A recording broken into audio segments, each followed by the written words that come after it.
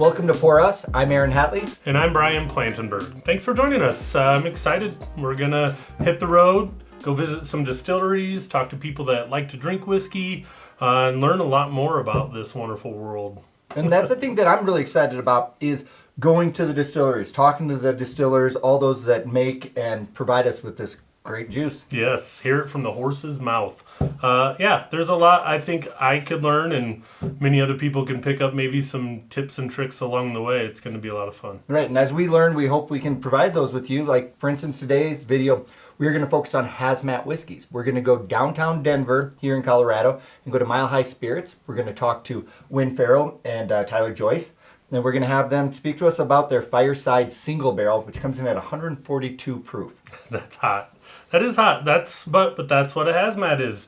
The hazmat name comes from an FAA regulation that prohibits you from flying with any hazardous materials, which anything over 140 proof is hazardous material, hazmat. So, well, let's get downtown Denver and let's go start this. Cheers. Cheers. I'm not tapping.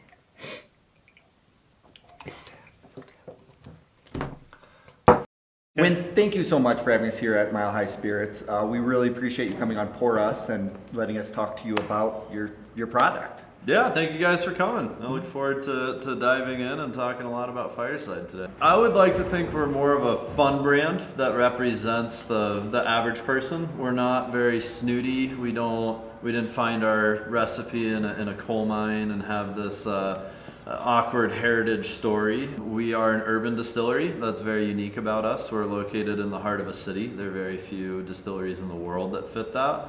And we make alcohol to be enjoyed, to have fun. I mean, you can see we're putting away a lot of whiskey here, and we're trying, to make the best whiskey in the world. Of course, that's our goal. But we're making it so that people can have fun, so that we can have fun. What do we have sitting up here? I appreciate that, yeah. So as you can see, our main investment of time and energy is in our spirits. We love the tasting room and we love to have fun, but in our spirits, we have vodka, whiskey, gin, rum, and tequila, but whiskey's our heart and soul. We brought in Tyler Joyce from Great Divide Brewing, and he brought with him a ton of brewing knowledge, which brought us from using traditional feed grains that a lot of distilleries use to using beer grains. And that brought out a lot of flavor. This one right here is our Hazmat. We have been blowing up in the Hazmat world. I've got to say, when Adam brought these in to try, I loved all of them, but that Hazmat stopped me in my tracks. There's something really special about our Hazmats, and I have to thank Colorado mostly for that. Because we're losing more water than alcohol in our Angel share, which allows for us to put in a barrel at 120 and open at 143, 151, like insanely high proofs. But what we're finding is that the drinkability of these Hazmats is remarkable. It has the heat, but it has the flavor with the heat. It's Yes. not just hot to be hot. Right. So it tastes great. And I think what a lot of people like about Hazmats are the compacted flavor. Like, let it open up, whether that's on your palate, whether that's with water as you go or as an ice cube melts. That's Well, awesome. you're rightfully proud of these products. Do you have one that is kind of maybe a legacy for you? Bottled and Bond is my go-to. To me, it is such a well-balanced, properly aged, the mouthfeel on it, obviously all the flavors that exist in it are outstanding. So I would say Bottled and Bond is our future, it's our lead horse, it's our primary whiskey. And then Hazmat will always be exciting and fun to me. Do you know when you decided you wanted to do a hazmat? Well, the market was asking for them, which definitely helped. We had been tasting through them at 3 and 4 people were asking for hazmats, and our feedback was just not yet. So you were having guests coming in or bars asking for it particularly, or guests coming in? I would say both, whether it was an account from Connecticut, hey Irene, coming out and talking about it, whether it's folks at Argonaut, whether it's people coming in here saying, do you have a rye? Yes. Do you have a hazmat? No. How long has hazmat kind of been around on the scene for you? I would say I heard about it for the first time 3 years ago, 3.5 years ago. And I'd say in the last 2 years, it's all I hear about. Yeah. I mean, it's amazing how that category just exploded. I think whiskey collectors, whiskey hunters out there working the market, trying to collect what's rare and unique, and you realize pretty quickly it's hard to get more rare and unique than a Hazmat. It will have the lowest bottle yields possible because it's directly from a barrel and it's uncut. And very few brands are doing it, and even fewer are pulling it off. Well, when you can get 100, 200 bottles more out of a barrel by watering it down, you know, there's going to be a lot of people are going to say, I'm going to follow the dollars rather than the product. Yeah, we so just did a bourbon great finds single barrel pick that I think had 65 bottles in it. Oh, wow. You know, and then we'll pull a barrel of the same age, same distillation, barreled on the same date, and it'll have 120 bottles. Right. Wow. So Hazmat really, I'm having so much fun making it, and I'm having so much fun reading reviews and hearing people talk about it and getting people like you to come in just because of it. Right. So it's opening doors, and for the right reasons. It's really an outstanding whiskey in my opinion. It's amazing. It is great. A little biased. Okay, anybody who hunts bourbon is getting so tired of all these bourbons and whiskeys costing so much money. Your Hazmat for 142 proofish in the area. Bevy's has 150, barrel pick.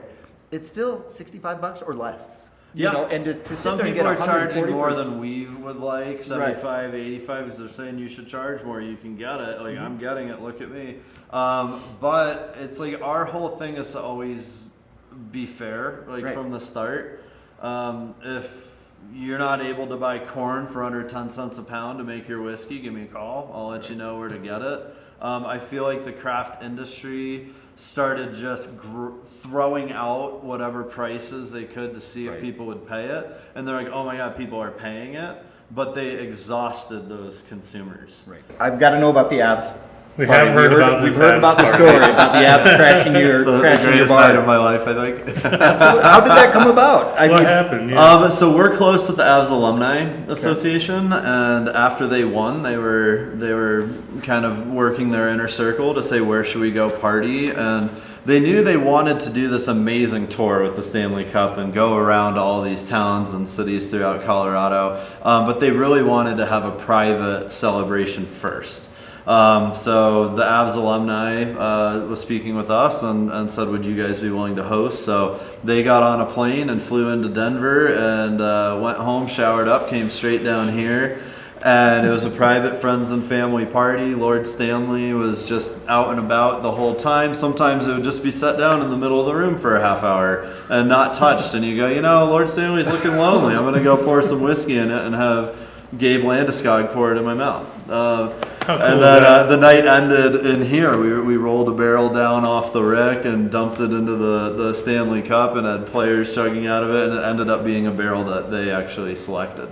Okay, so awesome. The thing we wondered, is there somewhere in here a barrel that had whiskey poured in the Stanley Cup and poured back in the barrel?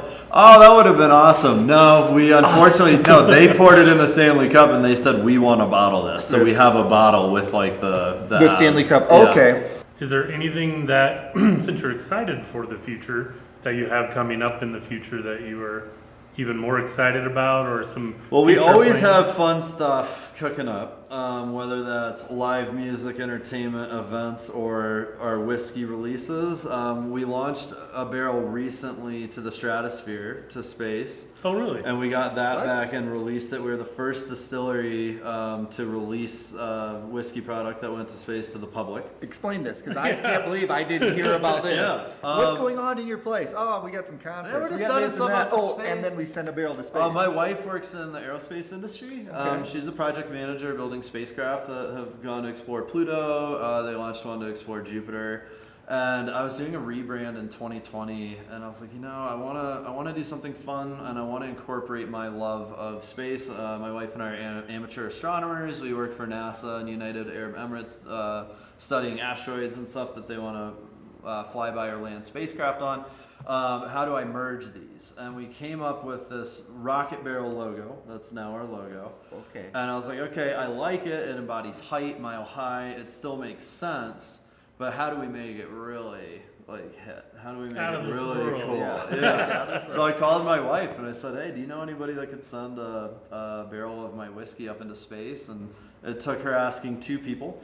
And the second person said, we've been doing a lot of Department of Defense work. I think that'd be a good morale boost. Let's do it.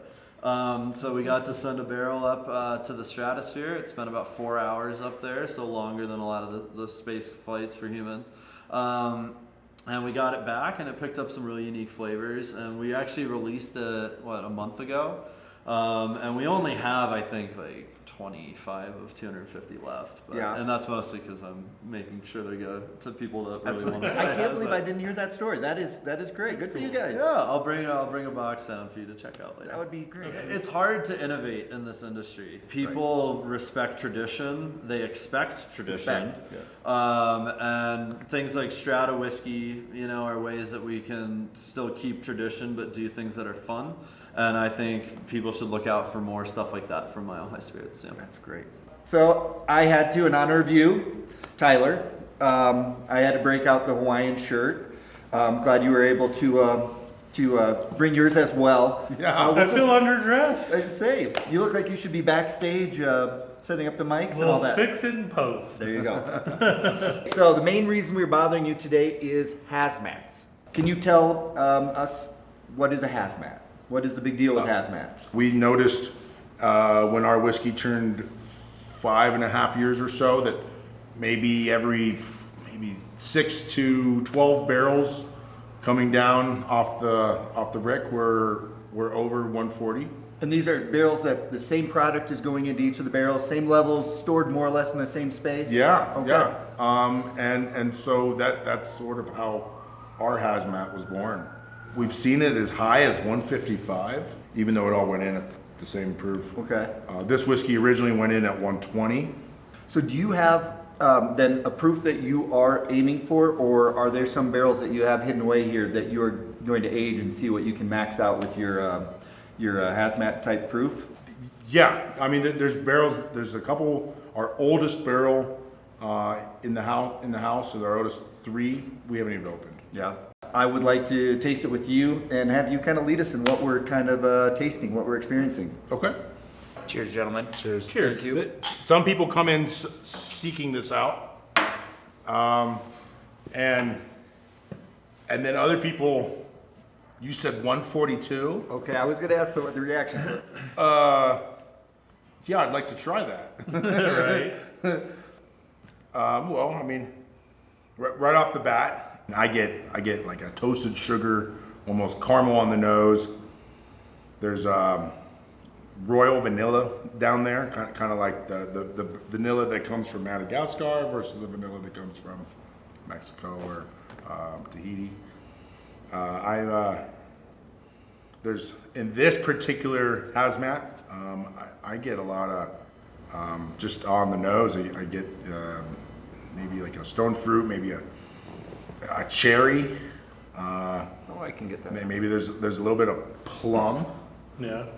On there, but it smells sweet. See, I get a lot of the sweet. Now, I will say the nose on this is hot. Obviously, it should be. Yeah. But I can still get all those sweet undertones that you were talking about. I definitely get all the first you were talking about. It's not that, my nose is not that hot. He and I I'm are the opposite. He and I are bipolar when it comes to hot. Okay. I mean, chew it around a little bit. I start getting. I'm gonna go back. Yes. I will do the same. So yeah, I mean, a lot of those flavors that I smell, I don't taste, Okay. which is really fun. But I'm getting almost a green apple, maybe green apple skin, butterscotch, and then of course there's those caramels and vanillas. There's a smokiness to it. I mean, an oak smoke, but I mean it. I love those caramels, all those sweet undertones. And now that you mentioned the green apple peel, I'm like, that is that slight bitterness I get there that kind of cuts those sweetnesses apart. I fell in love with this right away. The initial sweetness comes from 2 things. One is the charred oak, and then the other is just the whiskey, the white whiskey originally being made from Colorado corn, where we have big temperature swings. So it tends to be a little sweeter of a corn. And you guys use grains from Colorado now, strictly. Like, you know, beginning outsourcing some things. But you guys are pretty well, I mean, strictly Colorado, right? Yeah. Fireside is now only made from Colorado grain. There's some really good whiskeys being made in here in Colorado, and what's really fun about that is that they're all unique. I think our water has a big factor in it, but we're all more or less using, if you're on the Front Range, and we're using snowmelt, and so people can come to Colorado, drink whiskey in Colorado, and be impressed at the gamut, how different it is from distillery to distillery. Colorado definitely has some of that Midwestern that does that. Yeah. Just warms it up a little bit. So listen, before we are done, this is a tradition Brian and I are starting.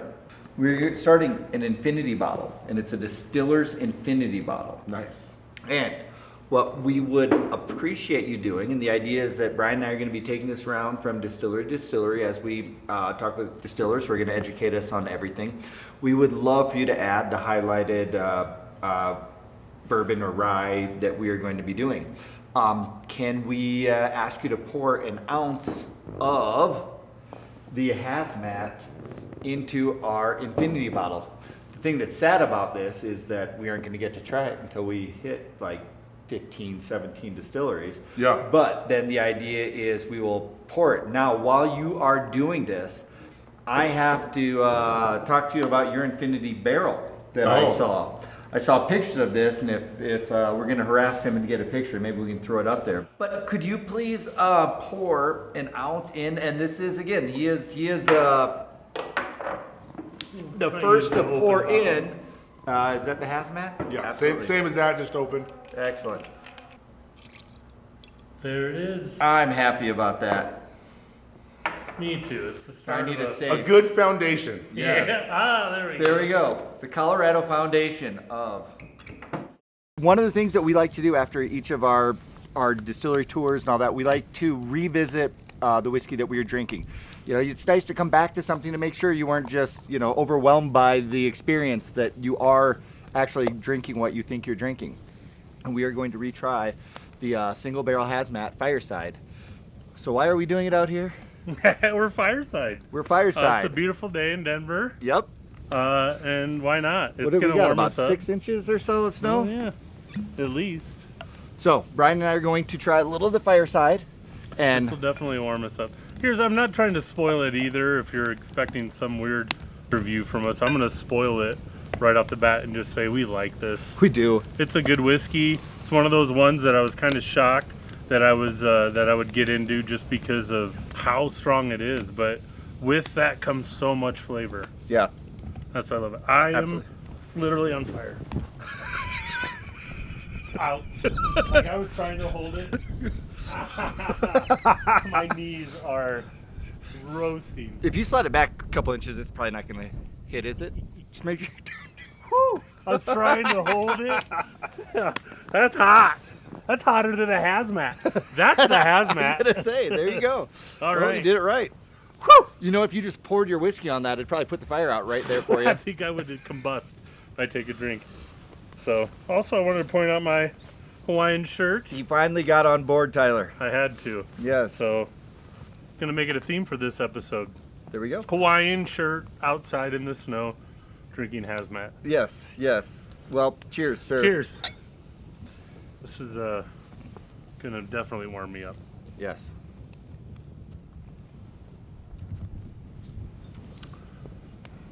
I still get that heat off the nose right away, Yeah.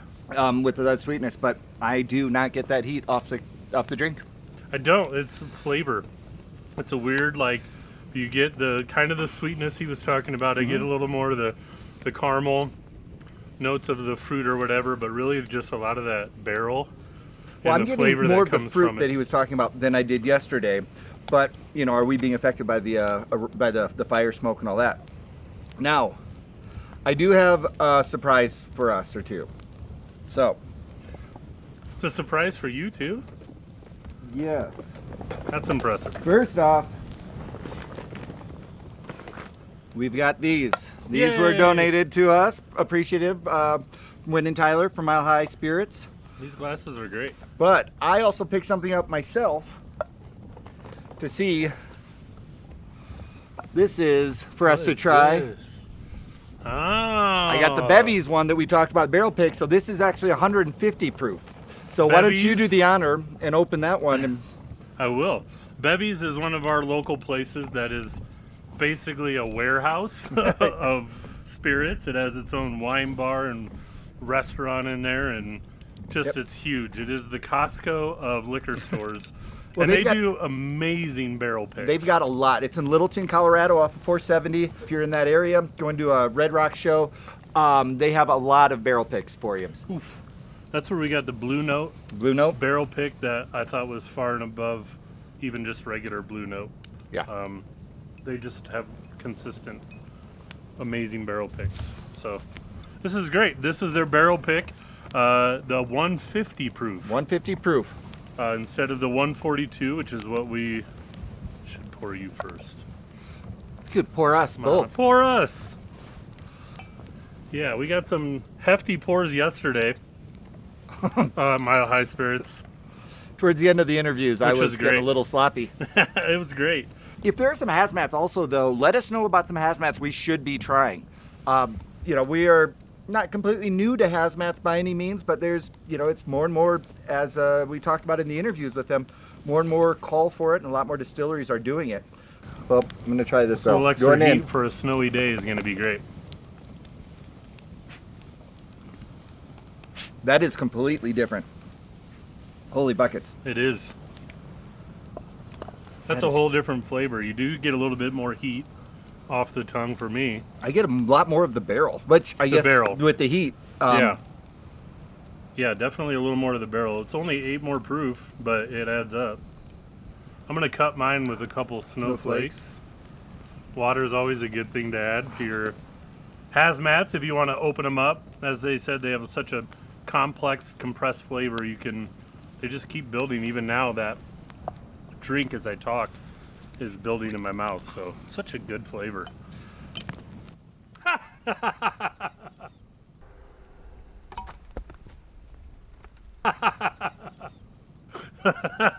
That's Mother Nature wanting to get in on that. That's how you cut whiskey. I was gonna say, Mother Nature was definitely making the choice for me. A little tree plop. I want to try this. That 8% has done a lot to this, in my opinion. It really did. Now, we have different glasses slightly that we're drinking out of, which could affect aroma and where it's going to hit on your tongue and your palate, but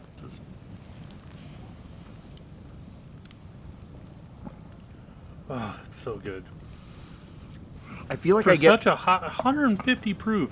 Yeah. To have that much flavor is so good. And I'm not even noticing the proof. I know. I'm so focused on the flavors because that's what stands out, not the heat. Yeah, it drinks more like a 115 to 125 versus a 140 to 150. Right. In terms of comparison, this to me has more of the sweets, the caramels, those.